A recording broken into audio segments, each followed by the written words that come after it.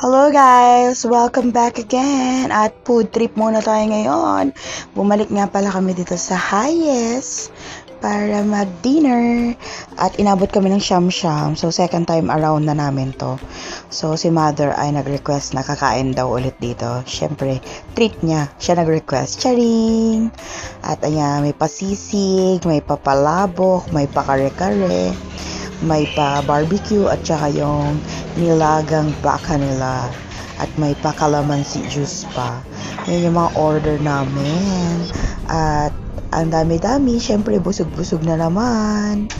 At napaka panalo ng Sunday namin dahil galing pa kami sa SM yan, pero dahil nga dinner, inatay muna namin maggabi para makakain kami dyan. At ayan nga, pinagsalo-salohan namin. Ito ay nasa San Jose del Monte, Bulacan.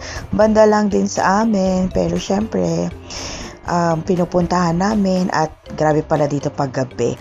Yun lang po. Bye-bye!